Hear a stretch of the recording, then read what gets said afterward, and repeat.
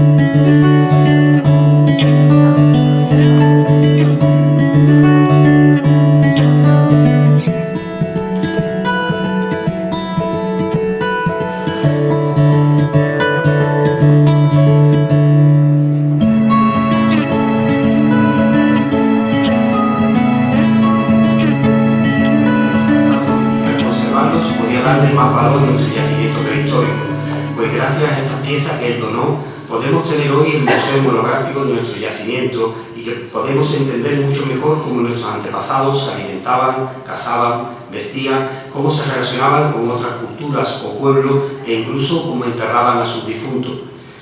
De Evaristo parte el origen del Museo Arqueológico Municipal. Su responsabilidad y altura de miras le llevó hace muchos años a conservar y ordenar numerosas piezas arqueológicas, protegiéndolas del posible expolio discrecional, del abandono y del vandalismo. Su gesto hace ya 15 años de ceder de forma plena y gratuitamente al Ayuntamiento su colección particular, hizo posible poner en marcha el Museo Monográfico, contribuyendo a entender mejor nuestro pasado y a que construyamos mejor nuestra historia, porque el museo que hoy tenemos es el legado que nuestros antepasados nos dejaron. Debemos mencionar como dato significativo que hoy en día nuestro museo, junto a los dólmenes de la Pastora y Matarrubilla, reciben cerca de 12.000 visitas al año, 12.000 personas, entre ellas muchos jóvenes, que conocen, aprenden y difunden cada año el patrimonio arqueológico e histórico de Valencina de la Concepción. Evaristo contribuye así, a través de su imparable entusiasmo autodidacta por investigar la historia y el pasado de este enclave en pleno corazón de la Jarafe, que es nuestra localidad, a dar visibilidad a Valencina, a sensibilizar sobre su importancia arqueológica e histórica y, en definitiva, a darla a conocer. Hablar de Evaristo, por tanto, es hablar de su incansable labor investigadora sobre los orígenes prehistóricos, históricos, sociales y económicos de Valencina, así como de sus tradiciones y factores antropológicos. Esa inagotable labor investigadora que la ha llevado a recorrer los más importantes archivos provinciales, a dedicar muchas horas a la interpretación de textos castellanos antiguos y a descubrir documentos con las primeras menciones de esta población. En su haber bibliográfico, iniciado en los años 90, encontramos varias publicaciones, desde los carros de Torrijos a la romería actual, devoción al Cristo de Torrijos en la historia, Duque Cornejo y su relación con Valencina, y datos históricos sobre Valencina de la Concepción.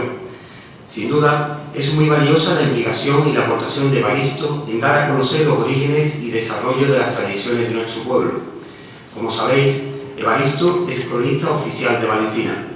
Es también miembro fundador de la Asociación de Cronistas e Investigadores de Sevilla y su provincia, y miembro de la Real Academia Española de Cronistas Oficiales.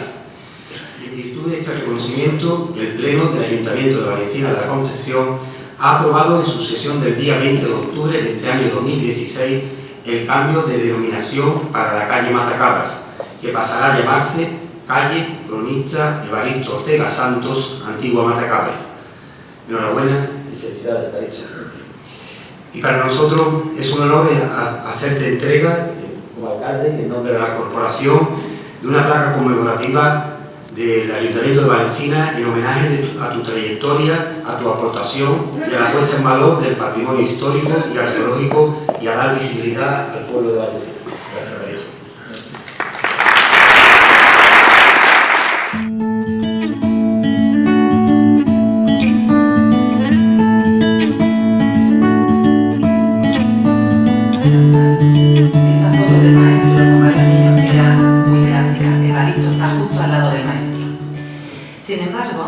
La persona que mayor influencia tuvo para él, quizás porque le dio el impulso definitivo a la lectura, que ha sido la clave en su vida posterior, fue Rufina Ruiz Holgado, a quien de hecho ha dedicado un libro.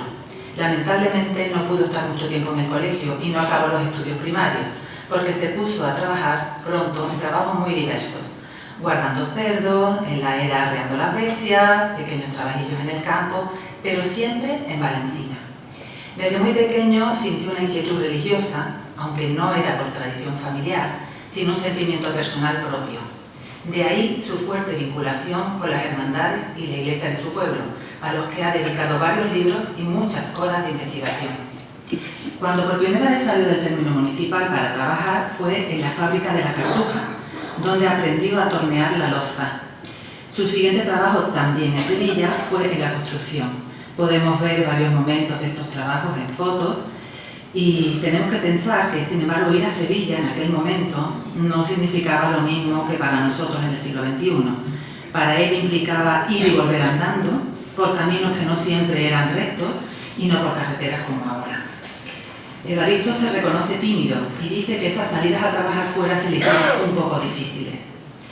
Todo cambió cuando tuvo que hacer el servicio militar. Hizo el campamento en Tenerife, pero su destino fue Sidi Ifni, que significaba ir a la costa atlántica de África, a una ciudad que ni siquiera tenía puerto. Además, era una zona que en ese momento ya no estaba en guerra, pero que todavía conservaba el ambiente bélico, con trincheras incluidas, a las que de hecho fue continuamente durante esos meses. Estuvo en tiradores.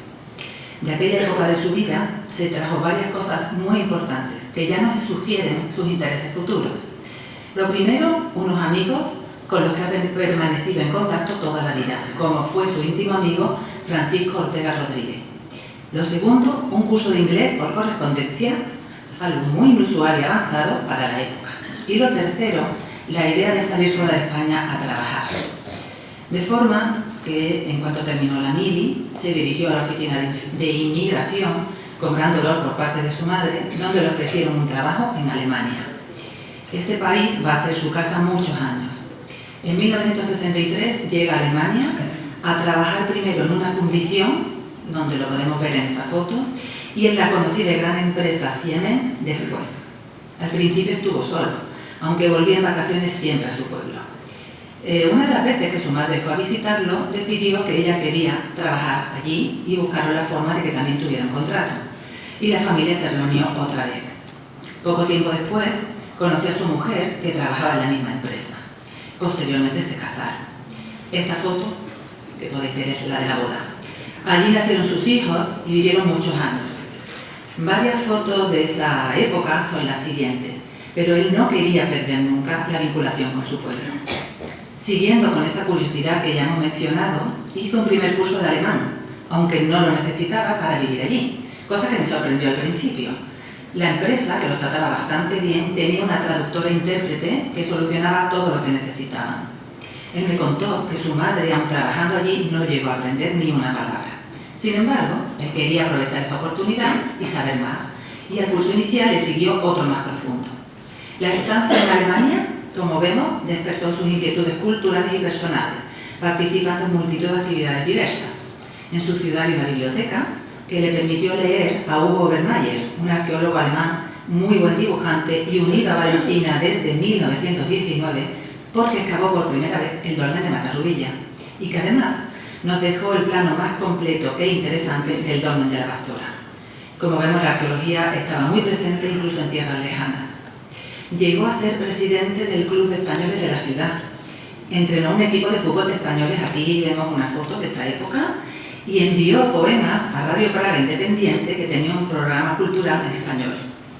De aquella época también guarda buenos amigos españoles y alemanes. Sin embargo, cuando los niños empezaron a hacerse mayores y tuvieron edad para ir al colegio, decidieron, los padres, que querían que fueran españoles, no solo porque hablaran el idioma, sino que también sintieran su cultura. Si se quedaban allí la perderían. Los niños volvieron con su abuela y el matrimonio se quedó en Alemania unos cuantos años más. Cuando finalmente decidieron volver y antes de venirse, sus amigos le hicieron una emocionante despedida de la que tenemos también un recuerdo. Volvieron a España justo cuando se instauró la democracia, pero después de buscar trabajo durante 2 años, el matrimonio se tuvo que ir a Murcia, de donde su mujer, Carmina, porque aquella tierra ofrecía más facilidades. Allí, además de trabajar, hizo un curso de fontanería y soldaduras, que le resultó muy útil más tarde. Como ya vamos viendo, no podía parar de aprender. La vuelta a su pueblo se produjo en 1980, cuando se le ofreció un puesto de repartidor de correos que aceptó aunque ganaba la mitad de Murcia. Estar otra vez todos reunidos, volver a vivir en Valencina, y ese deseo de volver a sus raíces, a pesar de las dificultades, va a ser una suerte para este pueblo. En ese momento comienza su interés por la arqueología de campo. Cuando se dio cuenta que venía gente de fuera, en concreto dice que un autobús de franceses, a buscar material arqueológico por el campo. Coincide además que durante los años 70 y 80 se empiezan a hacer excavaciones en el yacimiento arqueológico y a crearse una conciencia de la importancia de lo que teníamos bajo nuestros pies. Muchos vecinos guardaban sin darle mayor importancia materiales arqueológicos encontrados por azar. Y él dedica el tiempo libre, después de trabajar, a pasear por el campo mirando siempre al suelo. De esos paseos por el campo procede la colección de piezas que están expuestas en la vitrina y otras que más tarde, como ya nos han dicho, podremos contemplar que se han sacado especialmente para este día. En los años 80, en la Facultad de Historia se comentaba que había 2 personas en el Aljarafe que tenían colecciones de piezas arqueológicas dignas de un museo. El cartero de Valencina, como se le llamaba entonces, era considerado un clandestino, un rebuscador, palabras que se usaban para designar peyorativamente a aquellas personas que cavaban sin permiso para obtener piezas arqueológicas que luego vendían. Nunca fue ese el caso de Evaristo. Es cierto que empleaba su tiempo libre en ir al campo a buscar restos arqueológicos, pero su interés era que no se perdieran objetos singulares del pasado de su pueblo. Tenemos 2 pruebas de ello. Una, la magnífica colección de piezas que donó a lo que hoy es el Museo Monográfico de Valencina, y la otra es que nunca traspasó los límites del término municipal. No obstante, yo imagino que al encontrar los primeros fragmentos le surgirían muchas preguntas. ¿Esto qué será? ¿Es parte de algo? ¿De qué época será?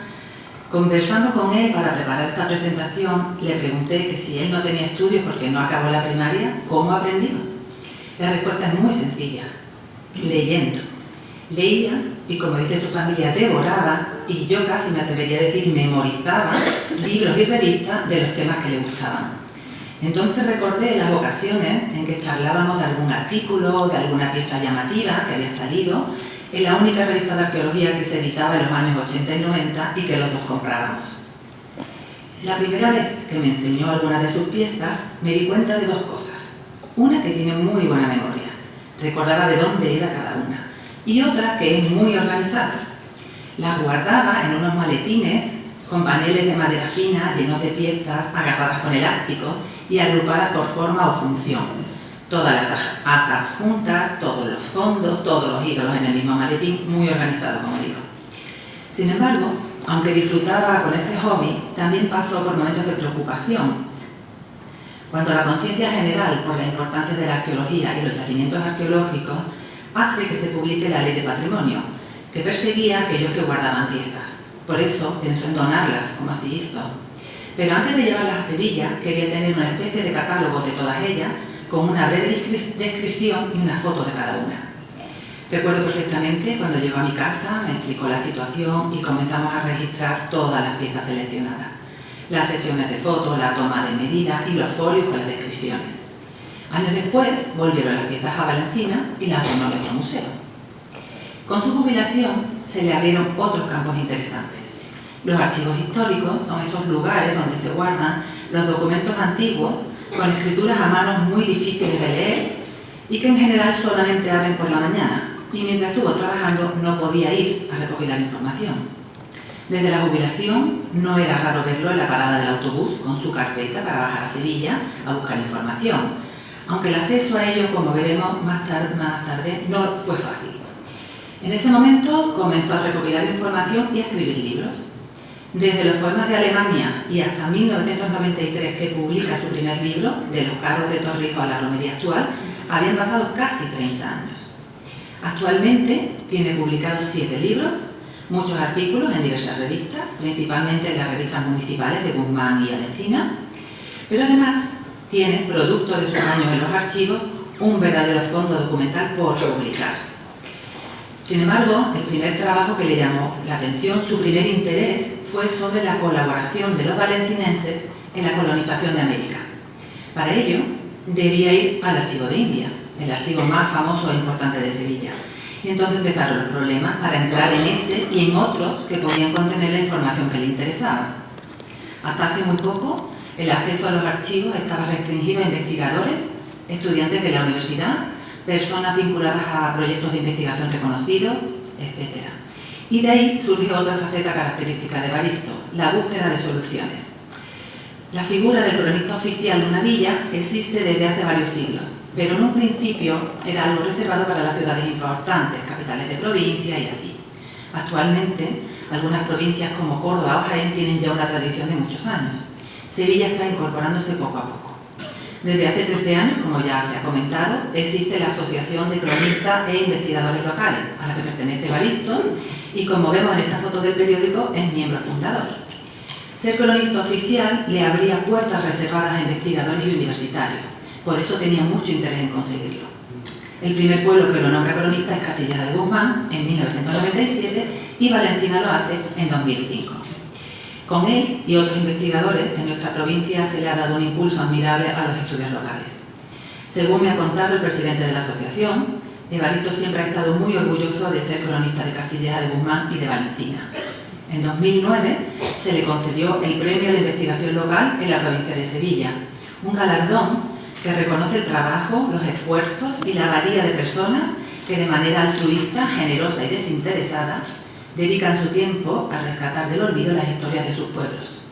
Además, él se siente especialmente orgulloso de pertenecer a la Real Asociación Española de Cronistas Oficiales desde julio de 2013, entidad a nivel nacional con una gran reputación. El caso de Evaristo es un caso excepcional.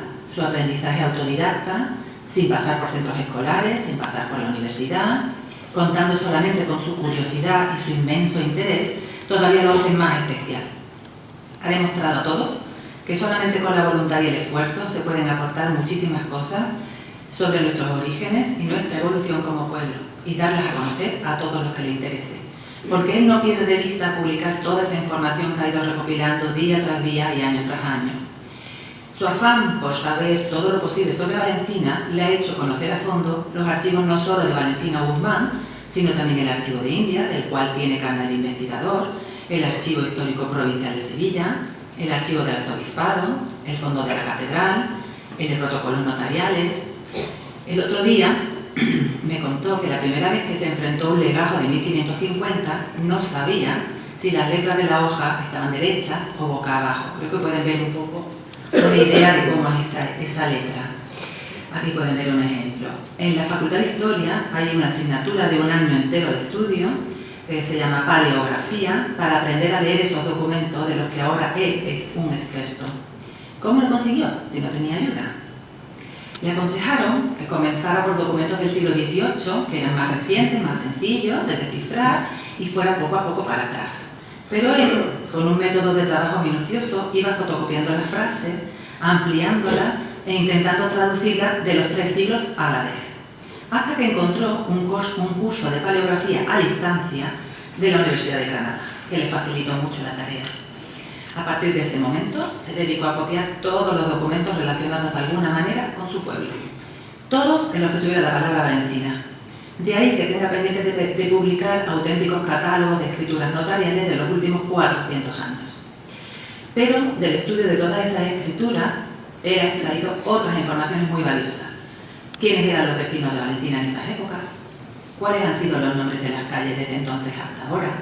Los nombres de las tierras, los nombres de los caminos, así como cuestiones muy interesantes sobre autoridades y composición del ayuntamiento desde el siglo XV hasta el XIX.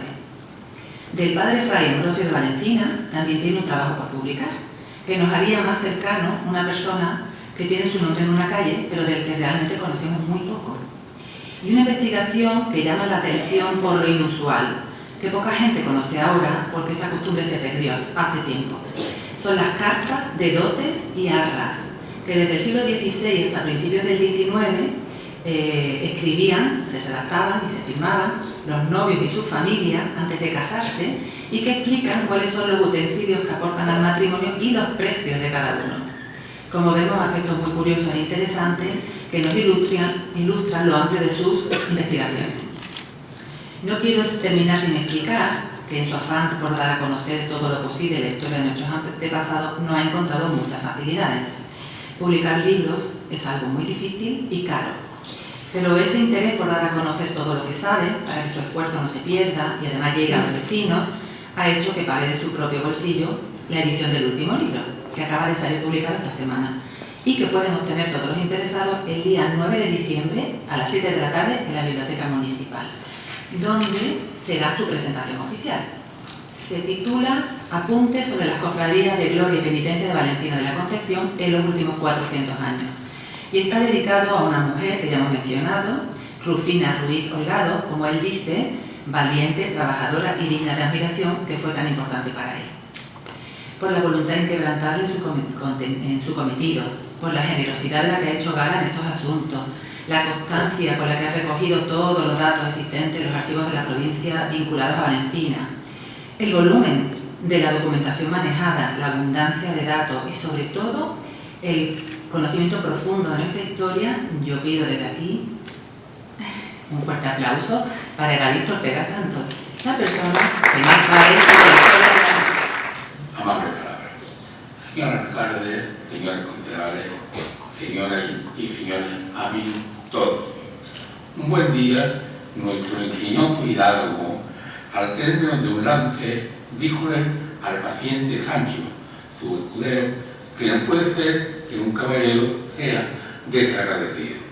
Así pues, esta tarde, haciendo buen uso de esta palabra de Don Quijote, yo, evidentemente, albergo en mi corazón vivo sentimiento de gratitud por el honor que se me ha concedido. No puedo dejar de exteriorizarlo, expresando de la mejor manera que sé el agradecimiento que debo al señor alcalde, a los señores concejales, al ayuntamiento y al pueblo de Valencina. Pero este agradecimiento se extiende de manera muy especial a don José Enrique González Fernández por su trabajo, tesón, dedicación y esfuerzo para que este proyecto llegara a buen puerto. Eternamente agradecido, señor alcalde, señora Teresa Ruiz, señoras y señores, muy buenas noches.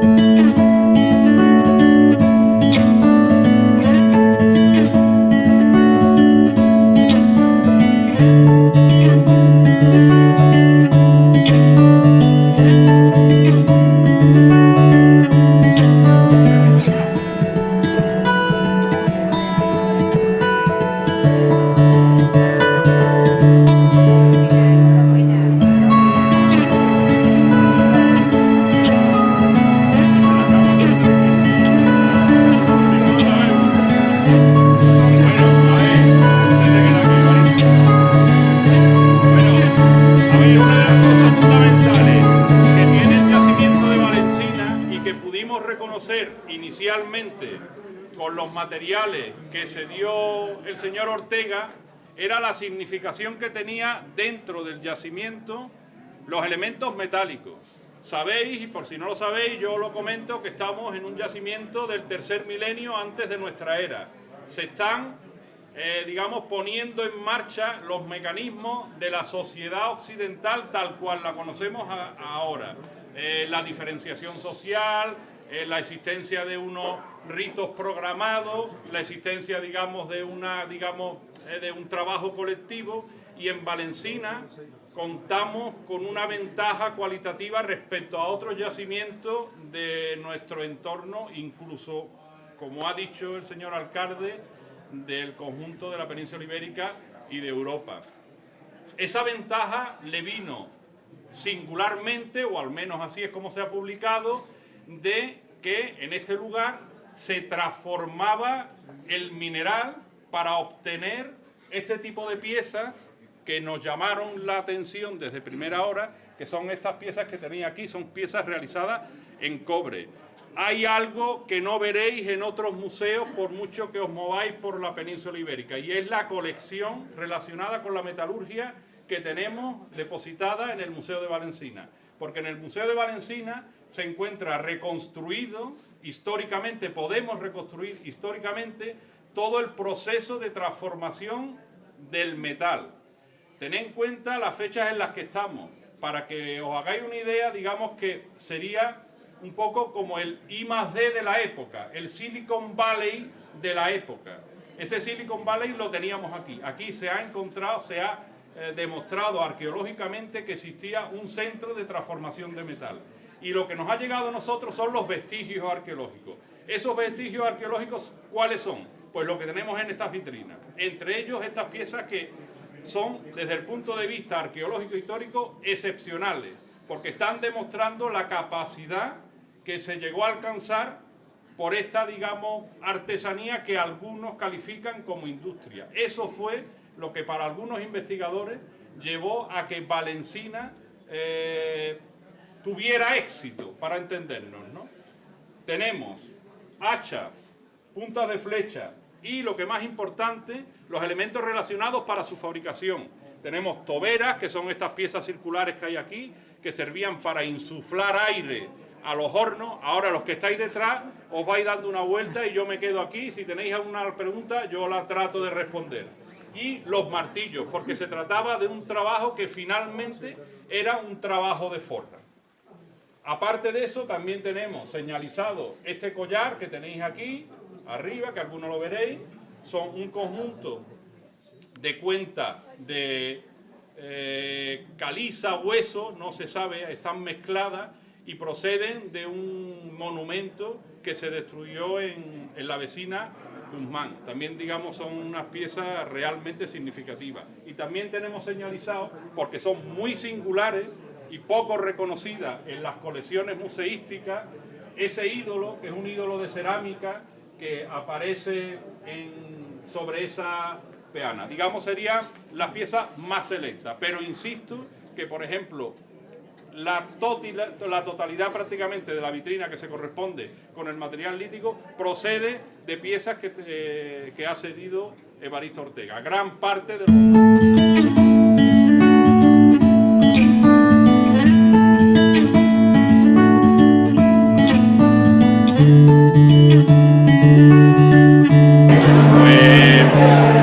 fundamentalmente de Evaristo en el terreno arqueológico es que se dio todos los materiales de su colección que había estado rastreando durante muchos años, y eso forman parte, digamos, de la colección fundacional del museo, lo que posibilitó en su momento que se creara el museo. De las piezas fundamentales, que era un poco el tema de la visita guiada, las piezas relacionadas con la metalurgia, las hachas de cobre y las puntas de flecha de cobre que aparecen en las vitrinas son, digamos, las piezas fundamentales que de alguna manera realzan el material que se tiene en el museo, y son piezas además únicas, entre comillas.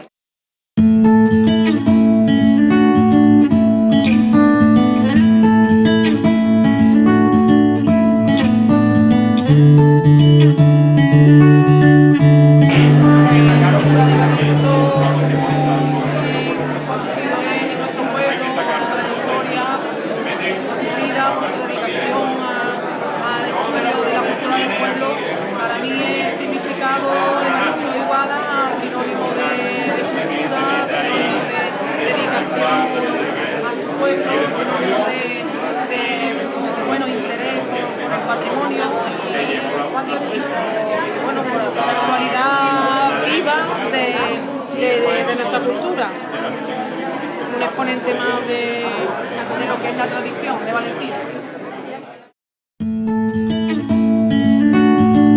Pues realmente pues me siento súper orgullosa porque desde siempre en casa hemos vivido, hemos visto a mi padre con las piezas, con los legajos, con todo, y realmente nos sentimos muy orgullosos. De la misma opinión, sobre todo por eso, al final el reconocimiento, el tiempo invertido al final sirve pues para mantener la cultura, la historia, y bueno, pues efectivamente una forma de un reconocimiento importante. Y además es que hemos visto cómo ha disfrutado y realmente es que nos sentimos súper orgullosos.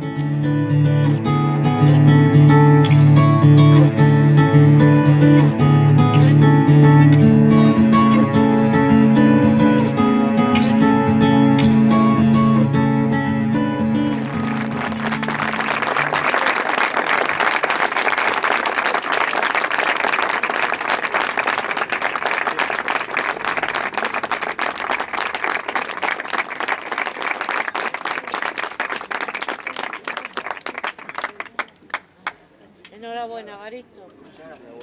Te lo mereces.